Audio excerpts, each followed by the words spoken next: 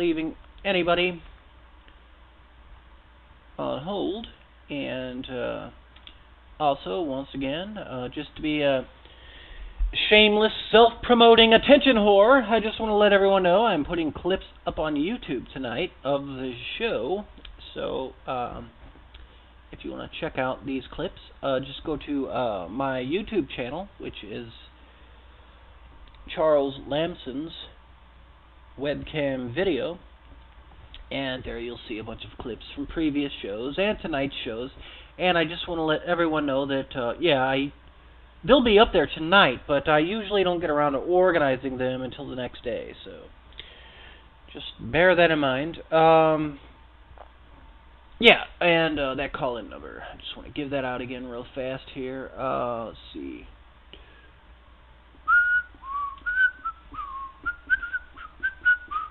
That number is 917-932-8806. Once again, that is 917-932-8806. Or, hey, come by the chat room. You just go to blogtalkradio.com/Charles Lamson.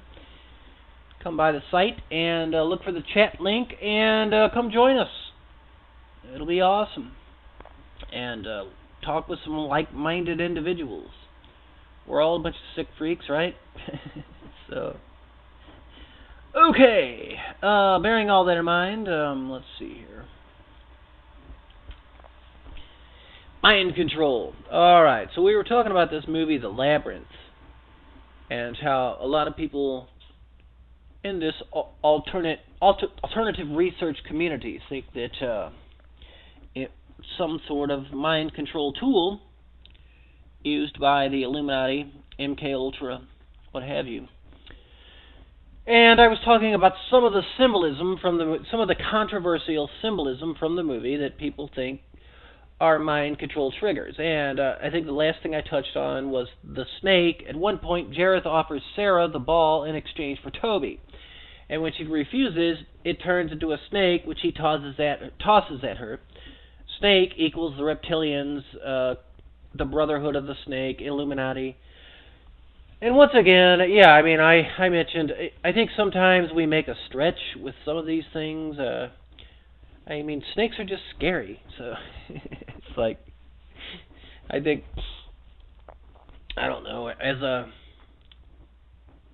wannabe artist or what have you, it's just like, sometimes you just throw things in for shock value. And I think when they throw a snake at somebody, it's just, it makes the audience go, ah! It's that kind of thing. But, so, I think it's kind of a stretch calling that scene a trigger from the Illuminati or the Brotherhood of the Snake. But, hey, I could be wrong, too. Maybe it is. Shoot. Nothing surprises me anymore, like I said on a previous show. But,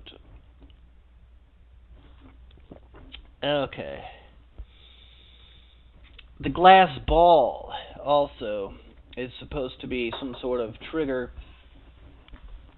mind control device. On a side note, a near identical image of Jareth with the glass ball in his hands can be found in a picture drawn by Credo Mutwa, leader of the Zulu Nation. Now, that's the name I was looking for the other day when I was talking about Reptoids, and I could not, for the life of me, I could not remember the name of that South African shaman. He's not the leader of the Zulu Nation. He's a shaman, but anyway, he's the shaman. He is a shaman of the Zulu Nation. He's not the leader of the Zulu Nation. But anyway, Credo Mutwa. This guy is an interesting character. He's an African Zulu shaman, and he was actually the first time I was made aware of Credo was in a David Icke video, and as a lot of you probably, if you guys have never heard, I imagine if you're listening to this show, you probably already are familiar with David Icke, but if you're not, I definitely recommend looking into all of David Icke's stuff. and his last name is spelled I-C-K-E. I-C-K-E, David Icke. Anyway, he had a credo mutwa in one of his videos, and like I said, he's a shaman of the Zulu Nation, and he explained a bunch of the shaman lore of Africa and how they believe that these reptilians called the Chituri actually sort of controlled humanity, and they're the ones who actually created humanity as a slave race to watch over their minds in Africa. And but I am totally digressing. So we're on a side note, a near identical image of Jareth with that's another thing. Credo Mutwa is a avid artist. The guy just I mean a lot of his art is pretty strange. I mean it's like definitely not like if you're looking for classical Western art, it's definitely not like that. But he's very talented in his own right, and the guy is prolific as hell. Anyway, check it out. Credo Mutwa, C-R-E-D-O-M-U-T-W-A. Do a web search. You'll find some stuff about him on the internet. Probably a lot of stuff, but. So, a near identical. Okay, we're talking about the movie Labyrinth, the glass ball, and the movie Labyrinth. A near identical image of Jareth with the glass ball in his hands can be found in a picture drawn by Credo Mutwa, the great shaman of the Zulu Nation. The picture that Credo drew depicts the Nordic alien gods. He does a lot of pictures of these Nordic aliens. You know, if you guys want a good slideshow of Credo's art, I recommend going to Google Video. It would be, the site is actually, though, it's called video.google.com. And go to Google Video, video.google.com, and look up Legend of Atlantis. It's a 5-part series. The thing I like about Google Videos is they put whole length videos on there. You don't have to sit there and watch 10 to 15 minute segments on YouTube. I have my own theory about that, because it's almost like encouraging short attention spans. I mean, I don't know about you guys, but maybe I'm just being paranoid, but it's like they tell you for some reason you can't, and they just changed the rules. Luckily, I got grandfather claused in. They just changed the rules lately to where you have to keep your videos under 10 minutes. But for some reason, since I had an account for a while, I can actually put on clips that are 15 minutes long. Lucky me. So, I don't know. I think it's part of the dumbing down process. They don't want you holding your attention on anything longer than 10 to 15 minutes, because then you might actually develop a brain cell or two. God forbid! God forbid he developed a brain cell! Oh my Lord! Lord help us all. So anyway,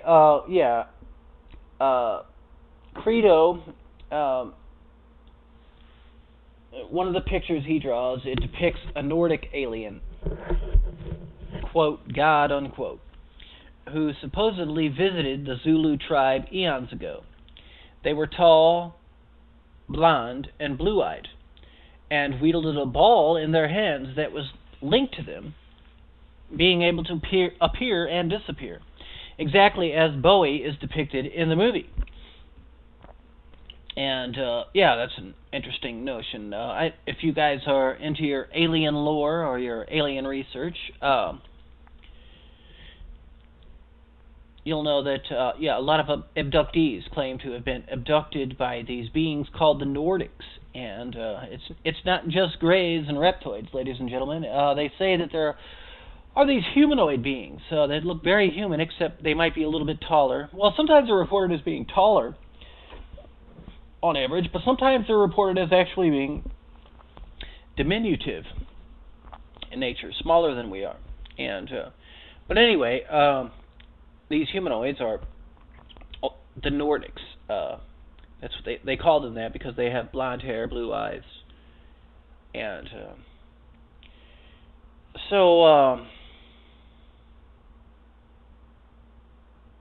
yeah. If you get into this ufology at all, you'll come across this this notion of the Nordics a lot. It's all over the place. Okay, so we're talking about the movie Labyrinth and the various Illuminati, MK Ultra triggers that are put in this movie. Now, Toby is taken by the owl, Moloch, David Bowie. Not overlooking the obvious, the plot centers around the baby being stolen by the Illuminati-esque controller, White Owl. Could be representative of the baby child victims who go missing every year via the supposed Illuminati abductions, to be used for a host of nefarious purposes, as well as childhood alien abductions.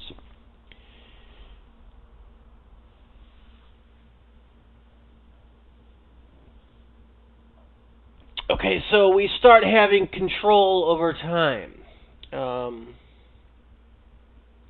That is, they say that these MK Ultra people, these people that have been trained by MK Ultra and the various mind control experiments, the black magic rituals, what have you, start developing some what we would normally call supernatural powers, just because they're basically driven out of their minds, and they get in touch with different parts of their minds that other people that don't have to go through intense repetitive trauma just do not get in touch with. So anyway, they claim that in this movie, the control over time is actually a sort of trigger or symbolic thing meant to represent MK Ultra mind control. Jareth is able to change the clock and control time in the labyrinth. So, he has the upper hand with Sarah, as mind control handlers do with their real-life victims.